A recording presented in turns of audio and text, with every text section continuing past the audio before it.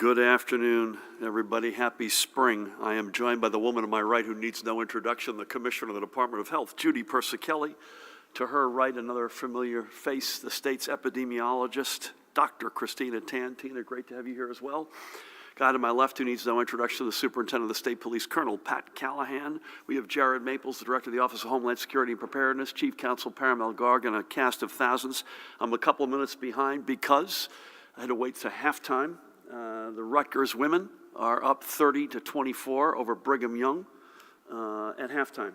So we're going to have a very quick press conference today, Judy, so we can get back and see the end of this. More on Rutgers and more on the women and men in a few minutes. But it's a good game so far, and we are up by 6, as I say, at half. So Judy will have more to say on this, but today the Department of Health will be releasing an executive directive related to visitations at our long-term care centers. This new guidance is in line with the guidance recently released by the Federal Center for Medicare Services and the CDC. As we have noted several times over the past weeks, our long-term care facilities should be working with families to allow for in-person visitation with their loved ones. We know that some residents are suffering from the impact of social isolation. I say some, I think we can safely say many, if not most, and being apart from their families for so long. And it's tough on everybody, certainly on the residents, but also on their families. Under this new guidance, long-term care centers in regions with a low or moderate COVID-19 activity level index, otherwise known, and you've heard it many times from Judy and team, as CALI, should be allowing for direct in-person visits for residents regardless of vaccination status. In regions where the CALI is high or very high and less than 70% of the facility's residents have been vaccinated, only those residents who have been fully vaccinated should be receiving visitors indoors. And remember, you've been allowing, Judy, outdoor visitations for quite many months here. That wasn't so relevant when it was in the middle of the winter, but with a day like today, that is increasingly relevant. So we want to underscore, I think, in several dimensions today, doing stuff outdoors is safer, period, whether it's long-term care or other experiences. The visitation options for essential caregivers, compassionate care, and outdoor visits, as I mentioned, will also continue to be available. And in all cases, everyone, residents and visitors, must properly wear face masks, especially while indoors. Remember, even those who are vaccinated can still spread the virus to those who have yet to be vaccinated, and I will return to that point in a couple of minutes. I'll ask Judy to provide more detail on her directive, but the overriding principle that we are working under is that we recognize that families need to be able to be together, especially when so many have been kept apart for so long. With both Passover and Easter coming up, we know especially that this is a time of year when families gather. We expect all of our long-term care facilities to work with us, with not just with us, but with their residents and the families of those residents, to allow for visitations under these new guidelines. And should families be having unwarranted roadblocks put in their way, we encourage them to contact the Office of the Long-Term Care Ombudsman. That's at 877-582-6995, 877-582-6995, or online at a website that does not exactly roll off your tongue, nj.gov/OOIE. nj.gov/OOIE. And again, we thank everyone in advance for their cooperation. Next, a quick update pertaining to the upcoming June 8th primary election. We are pleased to announce today that the June primaries will be conducted primarily in person, with all of our regular operated polling places open for all voters who wish to cast their ballots on the voting machines. We could take this step because our numbers, while up a bit over the past week, are holding steady, and we are expecting to be in a much better place 2.5 months from now.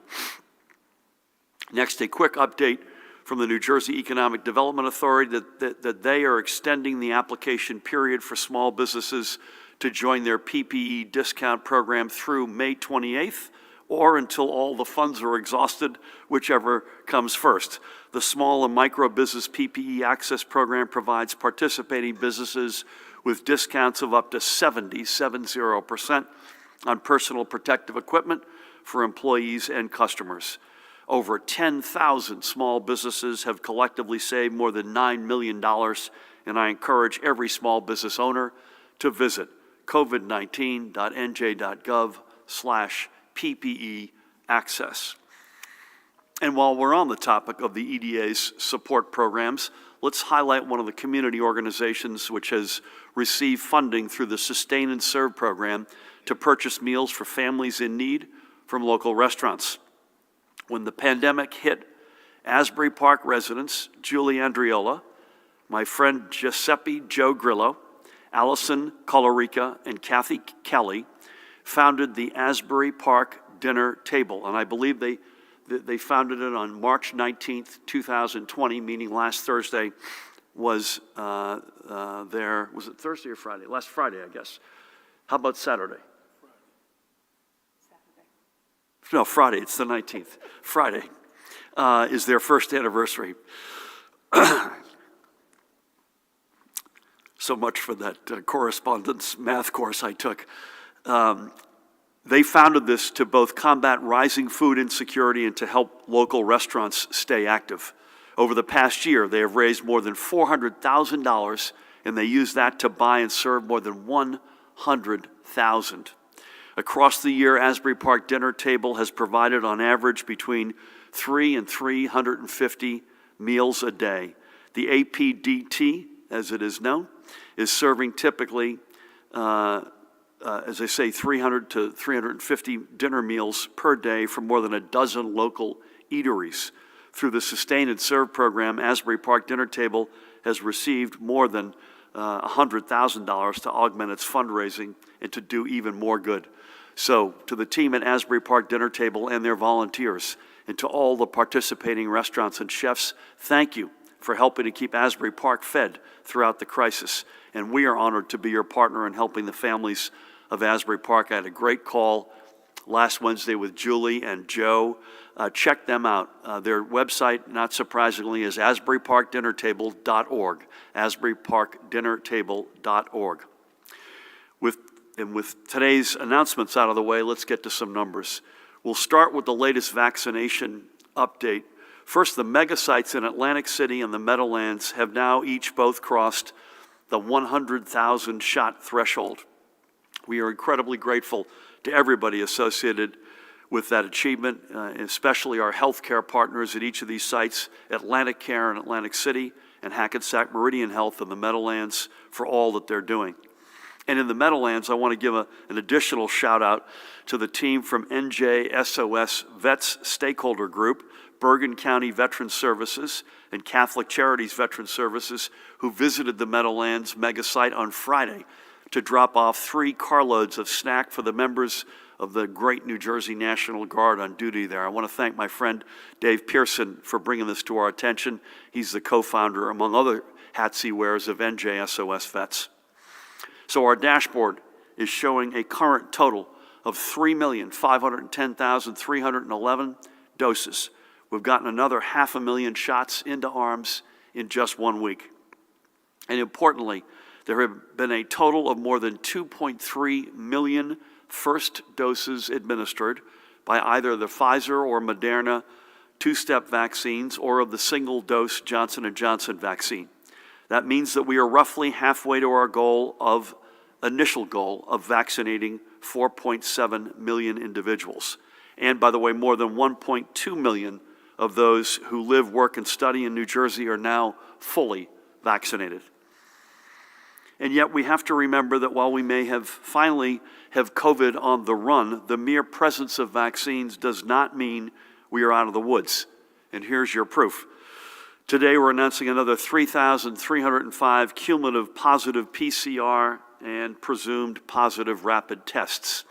On Thursday, a total of 45,099 PCR tests were recorded with a positivity rate of 8.48%, and the rate of viral transmission today remains over 1, 1.09, and Judy, you've said it as recently as Wednesday when we were here.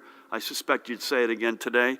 Our gut tells us that that's going to go up again from there.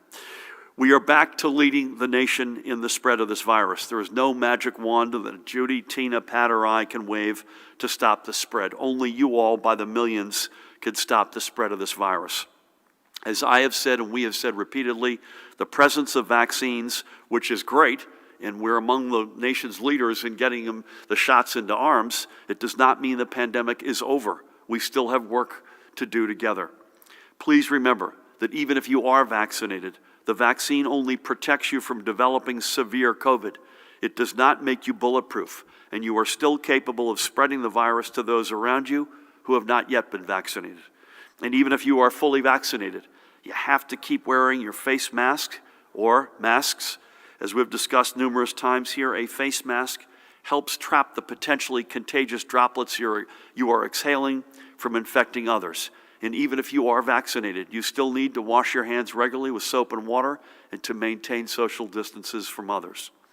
Being vaccinated does not mean that you become incapable of spreading the virus. Until we reach our vaccination goal, we all have to continue wearing our face masks, taking precautions, and using common sense. And the vaccine is a measure of protection for you against developing severe COVID and requiring hospitalization. That is true, but it is not in and of itself a magic wand. And speaking of hospitalizations, in our hospitals last night, 1,992, of whom 1,873 were COVID positive confirmed. Our intensive care units had 428 of those patients, and there were 217 ventilators in use.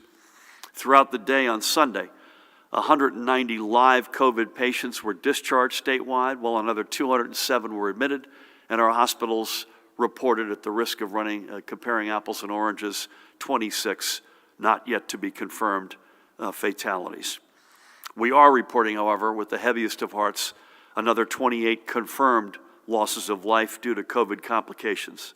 This brings the statewide total to 21,666 confirmed losses of life. The number of probable deaths remains at 2,515, and that total will be updated as usual on Wednesday. Let's take a couple of minutes to remember three more of those who we have recently lost. We're going to begin this week by remembering Garfield's Luis Herrera. And Luis was just 47 years old. A native of Lima, Peru, Luis was a trained auto mechanic and technician and also a small business owner. Over the years, he owned his own towing business and had ownership stakes throughout the restaurant and construction industries as well. Luis was a man who held his Catholic faith close, and he was a proud member of the Señor de los Milagros Brotherhood, the Peruvian tradition, which is one of the oldest and continuously held processionals. In his spare time, he loved to travel and to spend his time in enjoying the natural world and all that it offered. He leaves his longtime companion, Annie Delgado, and his children, Chelsea, Bertha, Pedro, Christine, and Brittany. He also leaves his brother, Romy, who serves, by the way, on the Garfield City Council, as well as many friends and family both here in New Jersey and back in Peru. I spoke with Romy on Wednesday. He was also COVID positive. He's now doing better. But he told me, Judy, this is one of these families that it takes your breath away. 7 members of their family, either living in Garfield or in Patterson, have been lost to COVID. Extraordinary. We know there is no one American dream. For everyone who comes to our nation and our state, those words mean something different. But we are proud that Luis found his American dream right here in New Jersey. And may God bless and watch over him and all the other members of the Herrera family who have been lost to COVID-19. Next, let's honor the life of Anthony Tabish, a native of Livingston and a former resident of Newark. Anthony had spent the last 30 years in Cranford. He was a Rutgers graduate who began his professional life as a lab technician at Robert Wood Johnson Hospital in New Brunswick, but he soon dedicated his life to music. He owned First Kiss Entertainment and the Anthony Tabish Orchestra, and was a founding member of the Three Po Tenors Singers. Those endeavors aside, he always said his day job was as the music director at Queen of Peace Church in North Arlington, a post he held for the past 22 years. Before going to Queen of Peace, he spent 17 years as the music director at St. Mary of the Assumption Church in Elizabeth.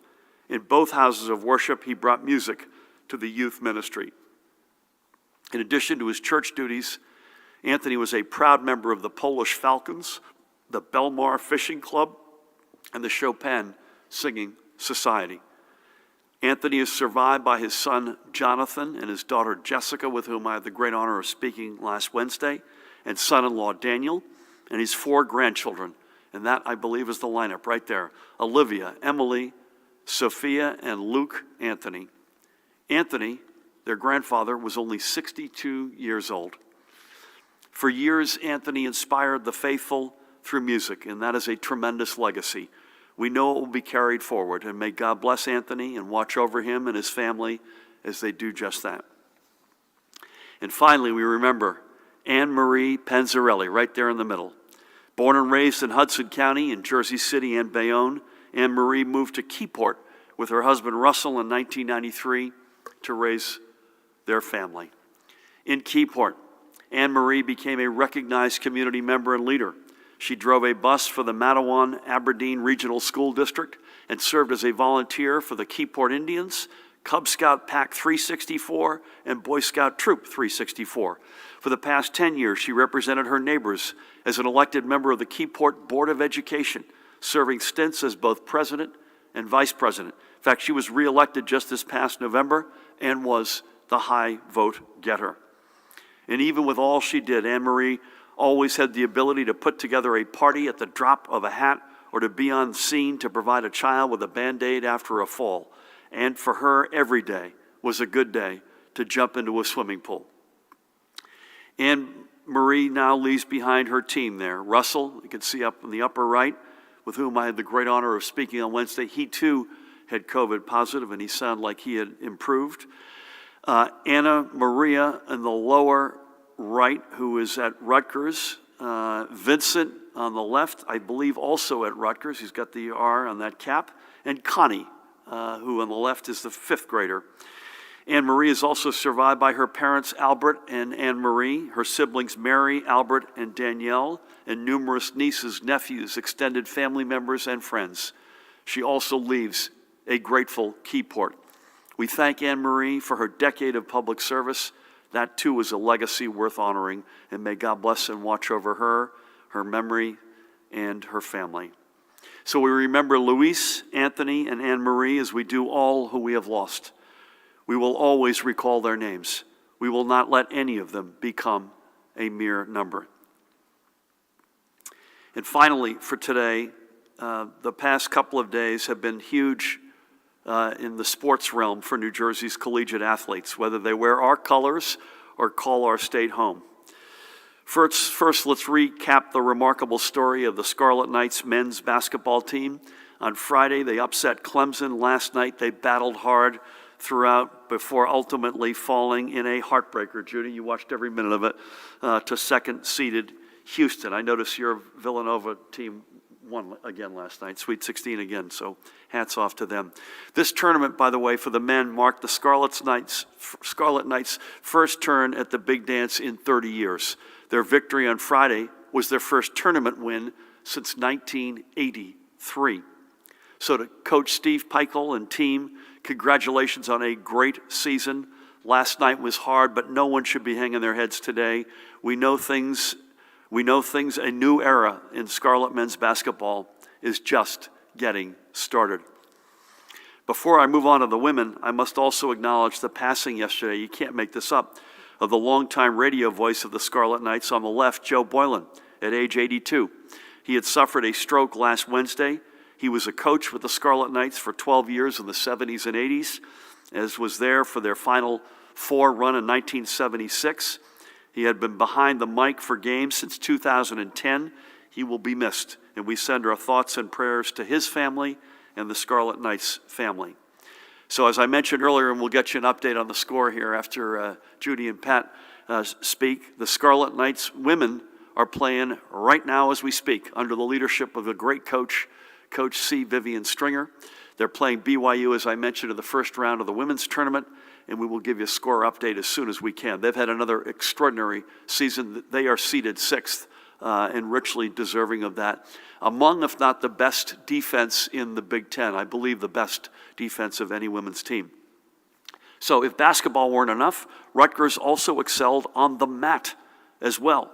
At the NCAA Wrestling Championships in St. Louis, the Scarlet Knights landed 3 All-American selections for the first time in school history. From left to right, Sebastian Rivera at 141 pounds, Jackson Turley at 174 pounds, and John Poznansky at 184 pounds. And Messrs. Rivera and Poznansky from Toms River and Colonia, respectively, each made it to their national semifinal matches. We send our congratulations to the 3 of those guys, to the team, and to head coach, who's one of the greats in the business, Scott Goodell, on a tremendous season. Rider University made some history in St. Louis as well, as the Bronx Jessie Della Vecchia became the first wrestler in school history to make it to a national final match at 157 pounds, pinning the top-ranked wrestler in the nation in the process. Congratulations to Jesse. I had the great honor of speaking to him just as before I came over here, and to rider wrestling coach John Hange. I also want to say, Pat, they photoshopped my arms there onto Jesse's body. Just want to make sure I made that point. And finally, we have a national champion from New Jersey. Westwood's Shane Griffith was a 3-time, want to make sure I get that right. Yep, Shane Griffith was a 3-time state champion at Bergen Catholic. He was the state runner-up, by the way, the other year he was at Bergen Catholic. And on Saturday night, wrestling for Stanford, he won the national title at 165 pounds. He was also named the outstanding wrestler for the entire NCAA tournament. We send our congratulations to Shane, but it's bittersweet because Stanford, kind of unfathomably, has cut out wrestling. So it's an extraordinary moment. The last wrestling match, perhaps in the history of Stanford University, was won for a national title by Shane Griffith of New Jersey. Unbelievable. There is no doubt, by the way, we said this last week, New Jersey is home to some of the nation's best student athletes, and we proved it time and time again over the past several days. So hats off to each and every one of them. We'll update you on the Rutgers women here in a few minutes. With that, please help me welcome the woman who needs no introduction, the Commissioner of the Department of Health, Judy Persichelli. Thank you, Governor. Good afternoon. Well, we certainly understand how eager individuals are to visit loved ones who reside in long-term care and congregate facilities. With increasing numbers of long-term care residents vaccinated and outbreaks declining in these facilities, the department is revising its long-term care visitation guidance in line with CMS and CDC. As the governor stated, New Jersey is adopting the new federal visitation guidance, which allows for responsible indoor visitation at all times and for all residents, except for a few circumstances where visitation should be limited due to a high risk of COVID-19 transmission. Long-term care facilities in regions with low or moderate COVID-19 activity level index, CALI scores, should be allowing for in-person visits for residents regardless of vaccination status. In regions where the CALI score is high or very high, and less than 70% of the facility residents have been vaccinated, only those residents who have been fully vaccinated should be receiving visitors indoors. Indoor visitation should be limited to residents with confirmed COVID-19 infection, whether vaccinated or unvaccinated, until they have met the criteria to discontinue precautions. Indoor visitation should be limited for residents also that are under quarantine, whether vaccinated or unvaccinated, until they have met criteria for release from quarantine. In the case of an outbreak at a facility, indoor visitation is still possible as long as the COVID-19 transmission is contained to a single area of the facility. Fully vaccinated residents can choose to have close contact, including touching and hugs, with a visitor as long as the resident and visitor are wearing tight, well-fitted face masks. As we have shared before, compassionate care, essential caregiver, end-of-life visitation, and outdoor visitation can be permitted even when indoor visitation is otherwise restricted because of the facility's status. The department continues to work to balance expanding visitation while working to safeguard these vulnerable residents. Long-term care facility residents and staff were vaccinated as part of the Federal Pharmacy Partnership for Long-Term Care Programs. CVS and Walgreens are finishing their third clinics at over 1,200 long-term care and congregate facilities in New Jersey. Now we are transitioning to phase 2 of the Federal Pharmacy Partnership for long-term care and congregate living programs, focused on ensuring sustained access to vaccination for residents and staff. Starting this week, 2 group purchasing organizations with affiliates in New Jersey, Managed Healthcare Associates and Innovatix, will receive a proportion of vaccine through the program to distribute to their member long-term care pharmacies. New Jersey has also set aside 700 doses of the Johnson & Johnson vaccine to supplement this effort. This initiative will provide direct access to COVID-19 vaccine for staff and residents who were not vaccinated during their 3 on-site clinics, as well as newly admitted residents and new staff. Long-term care facilities will coordinate with their usual pharmacies to receive vaccine over the coming weeks. As the program rolls out, we ask for your patience as the pharmacies in the program receive the doses that they need and then contact their clients. In addition, long-term care staff and residents are eligible statewide and can access vaccines on their own anywhere where appointments in the state are available. As you know, New Jersey worked to include as many high-risk congregate settings into the Federal Pharmacy Partnership for Long-Term Care program, as many as possible. Through this program, 270,421 doses have been administered to residents and staff of long-term care facilities and other high-risk congregate settings. Given their risk level, we were able to include residents and staff at our 5 state developmental centers and some group homes that serve individuals with intellectual and developmental disabilities. Through this partnership, 2,058 doses have been administered to residents and 2,749 doses to staff at those facilities.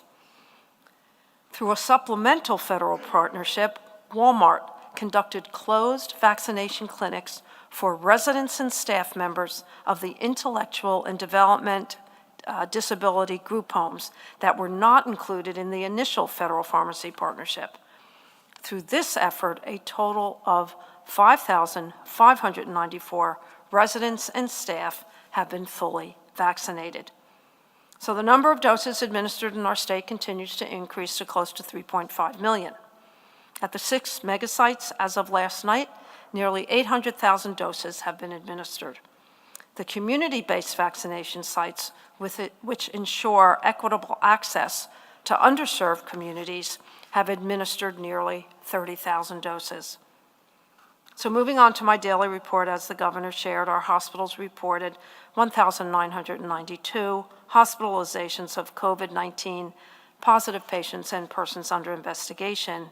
There are 428 individuals in critical care, and 217 of those individuals are on ventilators. We are reporting 2 new reports of multisystem inflammatory syndrome in children. There are now 110 cumulative cases in our state. There are a total of 400 reports of CDC variants of concern in our state. Variants of concern have been shown to be more transmissible and able to cause more severe disease. We have 389 cases of B117, otherwise known as the UK variant. We have 3P1 variants that emanated in Brazil. We have one South African variant, B1351, and we have 7 total of 2 different California variants. There have also been reports of 65 variants known as the New York variant. That is considered a variant of interest associated with reduced efficacy. We have no variants considered of high consequences.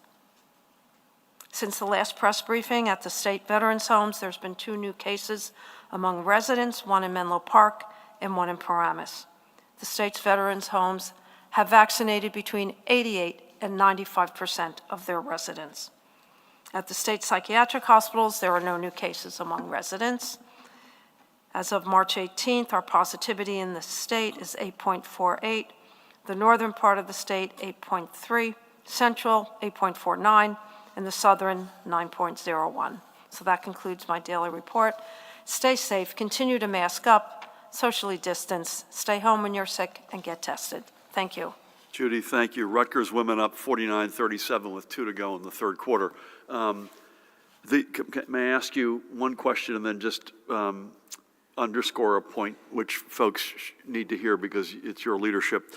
The veterans homes with 88 to 95% of the residents vaccinated relative to other long-term care, that's at the high end, presumably, right? So that's an important point to make.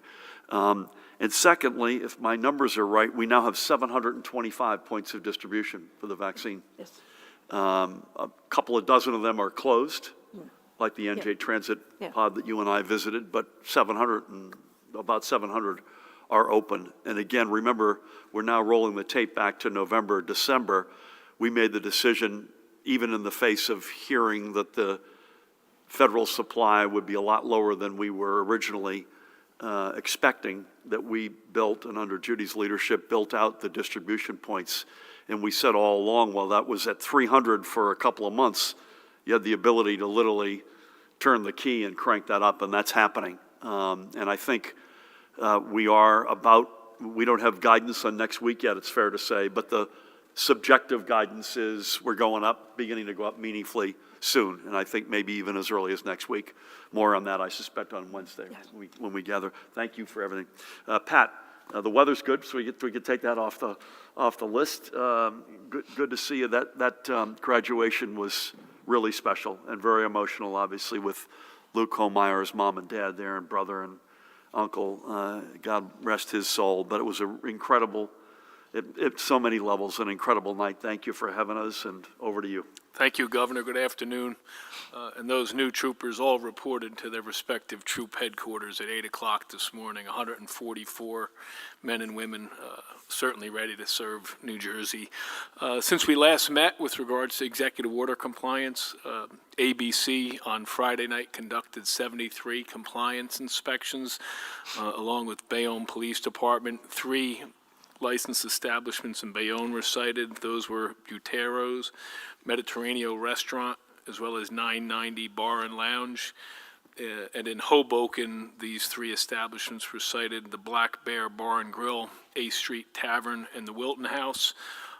And on Thursday night, the 18th, ABC responded to 3 complaints and cited those establishments. 2 were in Trenton, which were Laguerre Bar in Trenton, Cooper's Riverview in Trenton, as well as Ivy Tavern Bar Restaurant, which is in Hamilton, Gov. That's all I got. And the ABC, as we've said before, Pat, typically does this by county. That's correct. So they did. This is reflective of a Hudson and Mercer County. That's correct. Yeah. Yes, sir. And I think, as I recall, they've done 2 counties a pop when they do it. Obviously unannounced, but they tend to do them unannounced. And the compliance is, I would still say compliance is phenomenal. Yeah. The site, to visit 73 and only cite 6, it's not only phenomenal, I'd say, if anything, it's gotten better. That's right. So that's a real testament to the establishments, many of whom are suffering enormously.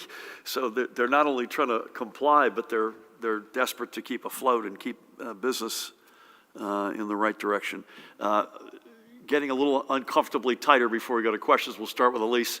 Rutgers women up 50-43 at the end of the third. So let's let's keep an eye on that. So with that, before Elise jumps in, we will be, as we have been, I think, the past couple of weeks, we'll be virtual tomorrow. We'll be back here Wednesday at 1 o'clock, unless you hear otherwise. And then I suspect we'll be on the road again, if I had to predict, on Friday. And we'll hopefully, given the time of day that occurs, we'll hopefully have COVID numbers to report to you. So with that, Elise, good afternoon. There's a big crowd here today, so you all could be economical. That would help us out a lot. Thank you. Good afternoon. State Republicans are trying to link Andrew Cuomo's nursing home deaths and New Jersey's. They say that your order to accept COVID-positive patients directly followed his, and that in New Jersey, this was akin to your, quote, signing a death warrant. Are you concerned about nursing home misinformation or outright falsehoods as you run for re-election? Thank you. Yeah, I don't have any insight on the New York side, but I've got searing insights on the New Jersey side, and we've said this many times, so I will say it in brief again. Judy's directives, my directives were crystal clear. Remember, again, let's step back and say we were clobbered. We lost thousands of people, and we mourn the loss of every single one of those lives, and we weren't alone. Every American state, as far as I can tell, every country in the world lived with an awful reality in their long-term care facilities, period. The orders and directives that came from those of us up here were black and white as to what folks should be doing. Remember, these are the folks' residences. Judy reminded us of that in early April of last year. This is not like we were taking people out of hospitals and trying to find a place for them that had no connection or that was abstract. These are this is where they live. And the directives were crystal clear about separating different floors, different wings, different buildings, including for staff. If that weren't enough, Judy had the courage, and I give her credit again for this, to hire an outside firm, completely independent of us, to hold a mirror up on our whole process. What can we, not just even in the pandemic, but as a general matter in long-term care, executive orders that were needed, laws that needed to be passed and signed, much of which has occurred. We began listing probable deaths in June. That's 9 months ago. So there's no denying we were clobbered. There's no denying the losses of life and the tragedy associated with it. There is also no denying the black and white nature of the directives, and as early as we could, posting any of the potential probable deaths. Most of these probables are from last spring and early summer, when folks largely died without getting tested. So it's an arduous process. We haven't had Ed Lifshitz here in a while. Ed's been overseeing that process, and needless to say, it's not an easy one. Last comment, does this mean that there were operators who ignored the directives and may have screwed up? It's quite possible there were. Let me make one other point that we've made, and again, we've made all these points many times, but it is worth reiterating. Judy went one step further and said to all the operators, if you can't do this, if you can't abide by the directives, call me, call us, and we will help you find a safe solution. And that happened. And so that's all I got on that. Dustin, good afternoon. Good afternoon. You said on CNN this morning that you would pause rolling back restrictions because of the high case counts. Can you give any indication how long that could last and what you'd be looking for to loosen restrictions again? Do you have any misgivings about expanding capacity limits in the recent spike? And is there any evidence of a link between the reopenings and these new numbers? For the Health Commissioner, have you been vaccinated yet?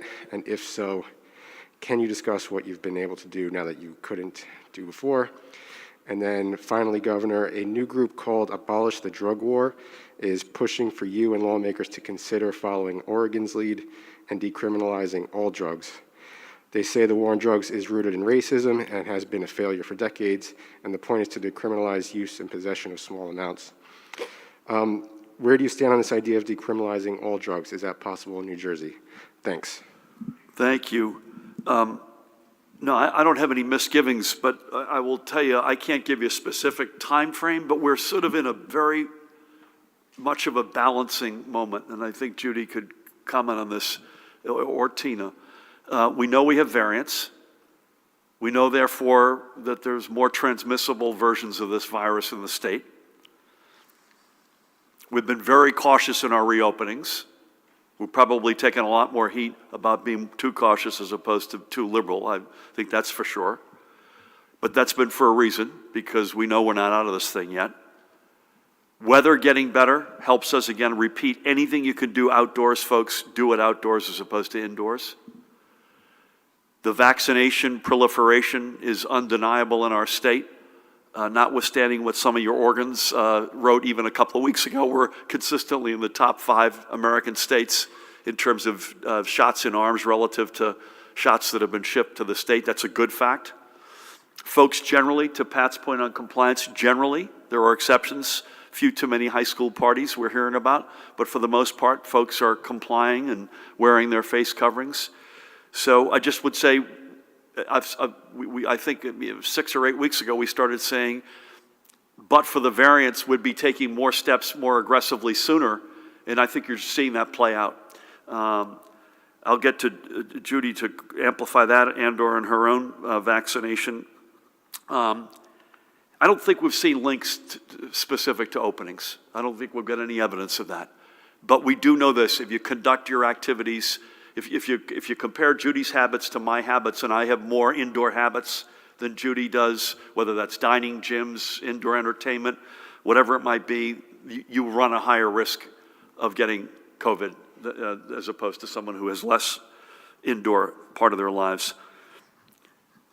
Am I open-minded to decriminalizations, further decriminalizations? I suppose so, but I think we've taken the biggest step, and that is marijuana, and that's done for social justice, and that's the overriding reason. If you look at why we inherited the widest white, non-white gap of persons incarcerated in America, it was overwhelmingly due to low end and overwhelmingly, in that respect, marijuana offenses. So I'm open-minded to hear their arguments, but I think we've taken a big step, and I want to get that step embedded. That's my personal opinion, and get this right before we consider taking further steps.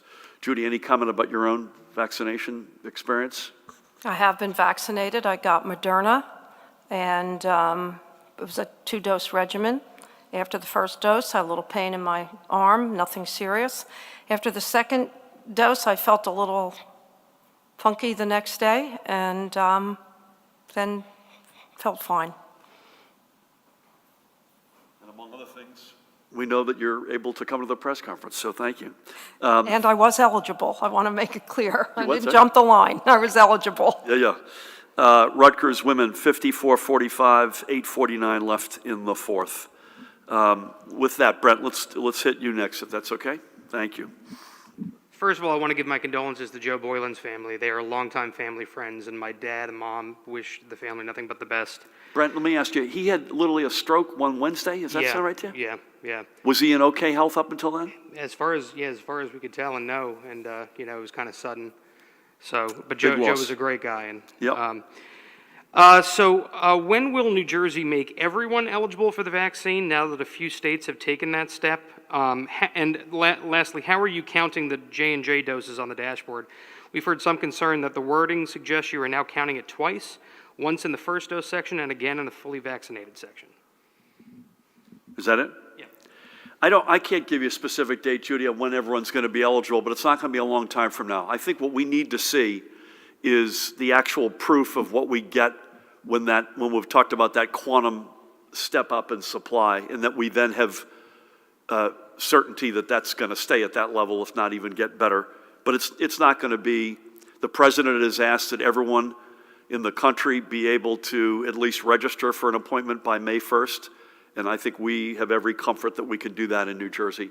But beyond that, I don't have a specific date for you. J&J count. I know we're not counting them twice, but any comments on how J&J is counted on the dashboard? It's counted separately. Jay. I have to look at it. It's counted separately, though. I know all our internal reports, it's counted separately. The game is tightened, 54-51 with 7:12 left in the fourth. Charlie, good afternoon. Yes, good afternoon, Governor. Regarding the April 20th school elections, when you signed Executive Order 216, was it your intent to have all the normal voting locations open, considering mail-in ballots will not automatically be sent to all active voters like was done last year? And do you support the proposal to eliminate 6 of New Brunswick's 14 voting locations for that election? Or would you like to see the full complement of locations to prevent the spread of COVID and ensure voters can participate? And finally, demolition began today on the Lincoln Annex School in New Brunswick. What is your message to community members there who are losing their neighborhood school, and also some of them now stand to lose their voting locations to exercise their franchise? I will let Paramel address your first question, Charlie, on the April 20 school elections. I've got no opinion on the New Brunswick polling locations other than I'm hearing it for the first time, and I've got nothing new to add on Lincoln Avenue schools. We should be able to find ways to have world-class cancer centers and great schools, and so far as a state, we've done pretty well. Paramel on the April 20, by the way, the announcement I made today about in-person, I assume you know this, that was on the June 8 primary, specific not to the April school elections. The April and May school and municipal nonpartisan elections were designed to be conducted primarily in person, but I can't speak to any decision an individual municipality makes with respect to its polling locations. We'll come back to you on anything we've got as follow-up. Good to see you. You good? We got one here, please. Governor, should the legislature get a say on whether you continue to extend emergency powers? Should the Emergency Health Powers Act be revisited based on lessons learned during the pandemic? Thank you. You know, I got asked this question. It was about the health, extension of the health emergency, and I realized only now that I forgot to answer it at the last press conference. Let me say this. We want to end the state of emergency and the health emergency as much as anybody else does. This has become our lives, and we want to, all of us, including the 4 of us and our colleagues, we want to move on. We had very constructive conversations with leadership. In fact, we had a conversation about this within the past week or so. I can't remember the day, with the Senate President and Speaker. The legislature, we had a legislative update that Judy and I did end of the week, I think, last week, as a general matter.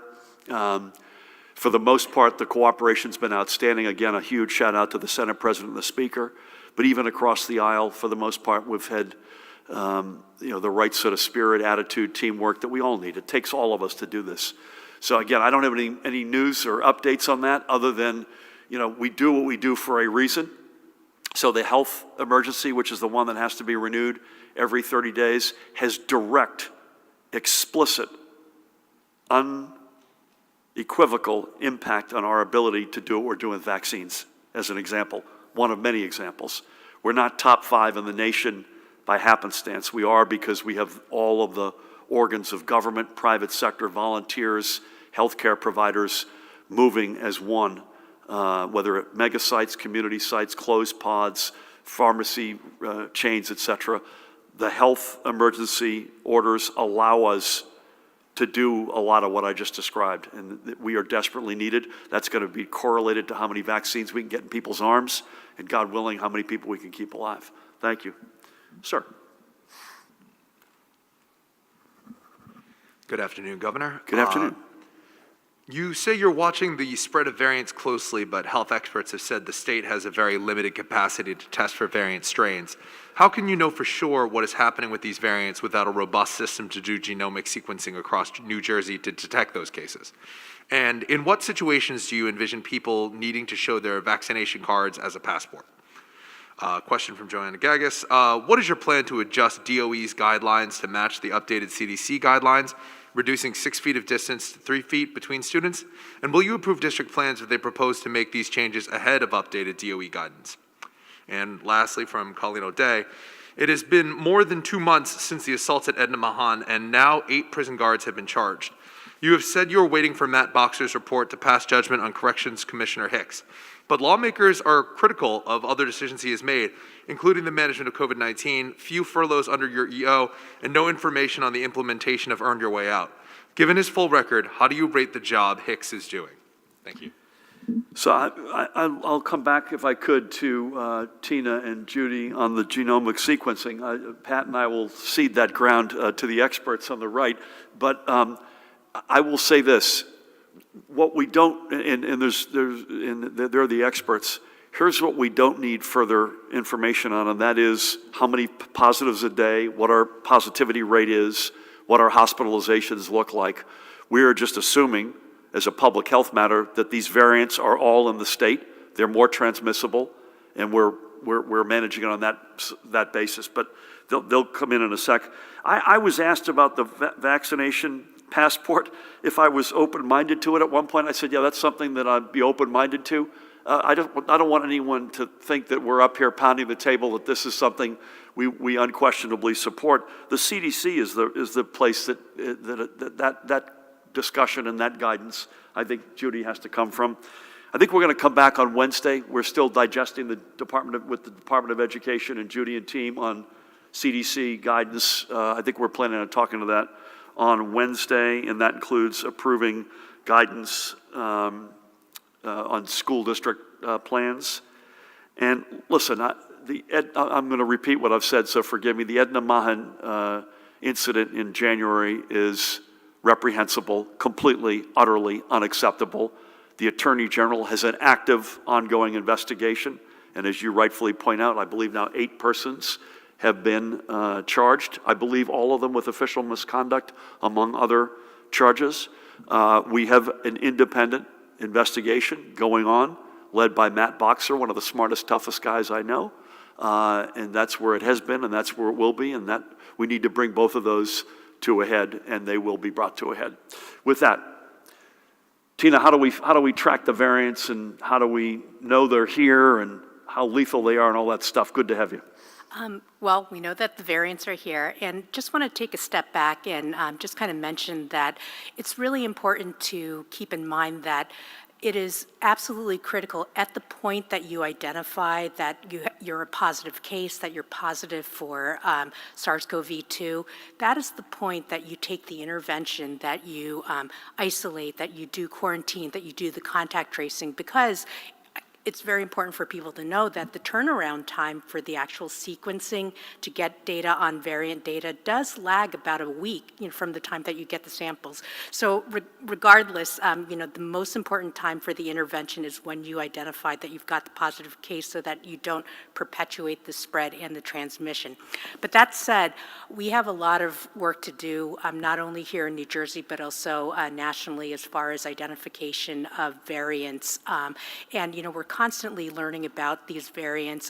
As the commissioner had alluded, there are different categories of variants. We have variants of concern, we have variants of interest, where we don't have as much information about those variants. But that's what the constant surveillance that we do nationally, as well as here in New Jersey, are going to help better characterize what the impact is on the spread of disease. And here in New Jersey, we are taking a lot of steps to ramp up our sequencing in general to have a better sense of the characterization of these variants. But again, just to reiterate, is that the point that you take that public health intervention begins with the positive case, not with the variants, because we know it exists out there, but with the fact that when you identify the case, and to take those preventive measures, the layers of prevention, the masking, the social distancing, the staying home when you're sick, the washing the hands, and the like. Tina, well said. One takeaway for me, this is one example of a broader takeaway from COVID, is as a country, we have dramatically underinvested in public health. And that includes in things like sequencing, where you compare us to other countries right now, and it's an embarrassment. We are not where we need to be on a global scale. That's not unique to our state. That's a national reality. I hesitate to ask for the score anymore, because every time I ask for it, it goes the wrong direction. BYU is now winning with 4:20 to go, 55-54. So I hope we don't see a repeat of what happened last night with the men. Let's go to Dave, and then we'll go back behind you. Hey, Dave. Hi, Governor. The alarm has sounded about the start of what some are calling the fourth wave. I don't know if here it's the third wave, it may be another wave. But I'd like to ask your take on the trends that we're starting to see. I know, Governor, you had mentioned you expect the RT to go up a little bit, at least, and it's now over 1. And how is all of the information that we're getting going to impact decisions that are made about graduations, proms, outdoor activities, where people could wear masks and stuff. We have not seen a big surge in hospitalizations. It seems to be kind of bubbling around the same spot for the last couple of weeks, maybe a little bit up. But, and finally, with regard to this question, you've talked about trying to approach increases in COVID cases surgically, Governor, instead of just a blanket lockdown situation similar to what we saw in the spring. Could you remind us, how is that going to play out if we do start to see an uptick in cases here? And does it depend on whether it's just in one area, or if not, if it's just a general increase in hospitalizations, for instance, how are we going to be able to do anything surgically about that? Because it does seem, at least suggested, that this increase in the variants in New Jersey is causing a slight rise in cases overall. Thank you. I'll give you my best answers and ask Judy and Tina if they want to weigh in on this. Again, Rutgers continues to be down by 1 with 2:23 to go. I wouldn't say alarm. That's a word I would not use. And I would count this, if it is a wave, and I'm not sure that it is a wave, but it's certainly a plateauing. So we, if you look back, I don't have the numbers in front of me, in 2 months ago in January, we were bumping at either high 3,000s or low 4,000s hospitalizations. That's up about 100 over the past week, but it's still under 2,000. And spot positivity rate is better. It's still not acceptable. So it's sort of, if you think of it, it's come down from January and it's sort of going sideways, frankly, at the moment. So I wouldn't necessarily say it's an alarm. There is a bunch of different things coming together at the same time, and we're trying to balance all those sort of mega trends. One is the variants. 2 is the weather will get warmer. And we know from experience that when we're outdoors, it's less lethal than indoors. Thirdly, vaccinations are now meaningfully into the state and will continue to be even more so in the weeks and month or two ahead. And so getting that balance right is not easy. So we're therefore using caution. So even though we opened up indoor capacities, gathering limits indoors and outdoors, we did it, I would say, you would all agree, fairly modestly. 10 people up to 25 indoors, up to 50 outdoors. Those are not huge leaps. We are desperately asking folks to still wear face coverings, especially, obviously, when they're indoors or they're outdoors with others. Graduations and proms, we know that that's something that's out there, and we and clearly need to give some guidance on that, and we will. And again, I would repeat, if they're outdoors, which is more likely for a graduation, my guess is, than a prom, that's going to be an easier one to get our arms around. Hospitalizations I've already addressed. And the surgical question, and again, I'm going to turn this to the experts here on all this. I think making blanket moves in reaction to numbers that have plateaued is not the way forward here. The most important things I think we can do right now are do the basics, all of us, by the millions, have the proprietors that Pat referred to earlier continue overwhelmingly to do the right things, get our vaccinations as aggressively as we can into arms, and let some time on the clock go by here in terms of warmer weather. And I think that combination is the winning formula. I don't think there's a, shut everything over here down or everything over there down. We have used a regional approach. Judy's used it on hospitalizations. We use it now on long-term care. We use it as well, by definition, on schools. So to a certain extent, that's being done. I continue to be on the side of the state is among the smallest in the country, the densest in the country. My fear would be if you did something on, say, restaurants in one region, over here you'd have an unintended consequence of something else popping up over here. I continue to believe that's the right mindset. But Judy, Tina, any other thoughts on that? Well, I think the one thing we've learned through all of this is we can't trust this virus to act in any way that's predictable. So we have not let our guard down at all. We meet daily. We review hospital census. We meet weekly with the hospital collaborators, the regional hospital collaborators. We go over every hospital We look at our PPE stockpile. We have both operational stockpiles that we look at daily and what we call strategic stockpiles. So we will not be caught without protective equipment if we need it. The collaborators are ready to manage as they did so effectively during the worst surge in March and April, moving patients to get the right level of care when they needed it. We are acting as if a surge could happen tomorrow, and we will be ready as compared to how we got hit by this virus in the beginning of 2020. That is a very fair thematic point to make. We have since day one committed to preparing for the worst. That is for sure, and hope that we don't see it. Thank you, ma'am. Good afternoon.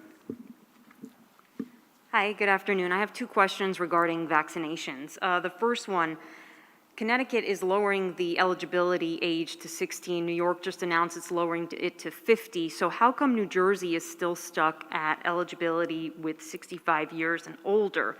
The second question is, supply issues aside, it seems like the state's online registry system isn't that effective. We've been talking to a lot of people who are eligible that are scrambling, spending hours online just to get an appointment. CVS, for instance, says the vaccine isn't available in the entire state. Most hospitals don't have any appointments. So why is it so difficult? Why is it an issue to get an appointment here when it does seem to be going smoothly in neighboring areas? You're going to forgive me I'm going to take exception to the premise of the second question. And I'm not suggesting there aren't people who are frustrated, because there are. And increasingly, we break down into two groups of people largely. I'm frustrated, I'm anxious over here, I can't get an appointment, or my date is not as soon as I'd like it. And over here, by the millions now, people who say that was like one of the best healthcare experiences in their lives. As of at least Thursday, we were number 4 in the country on vaccines into arms relative to what was shipped to us. And the 3 states that were ahead of us were smaller: Minnesota, New Mexico, and one of the Dakotas, North Dakota, I believe. So I would just say, and that's not to make anyone feel less frustrated, but that is a fact. The biggest challenge we have is we don't have enough doses. So we are proving in the top 4 states in the country, you give us the doses, we'll get it into arms. We're really good at that. We clearly need more doses. That's the reason why that frustration exists. And again, I'm not making light of it. If you've not been able to get an appointment and you're anxious about that, we have nothing but sympathy, and I promise you're going to get it.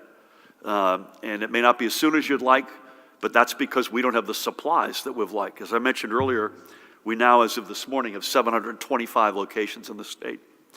As it relates to other states, we're taking the approach we're taking. I had heard New York was dropping their, I think you mentioned Connecticut and New York are dropping their eligibilities to tomorrow.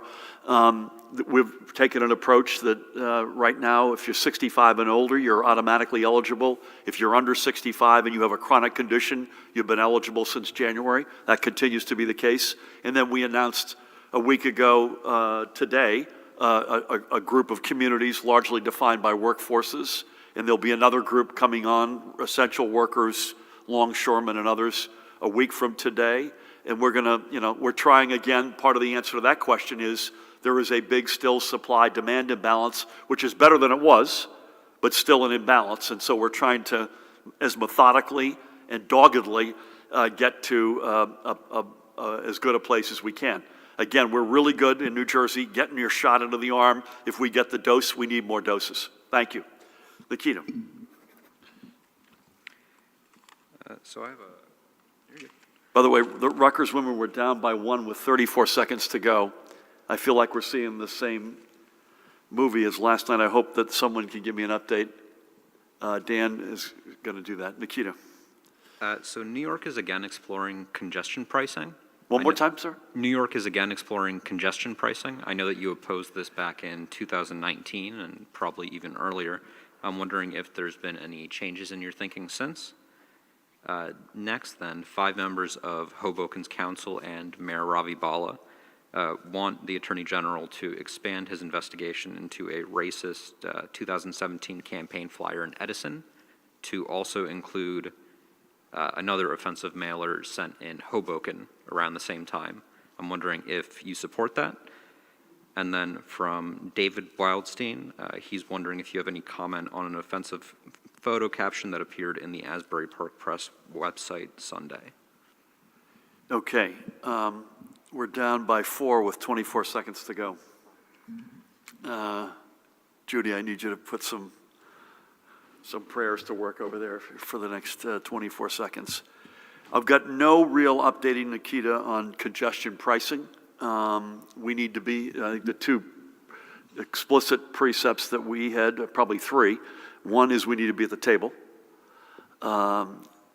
Two, at least in the original discussion a couple of years ago, there was an inequity between folks who came through a tunnel versus the George Washington Bridge, which cannot stand.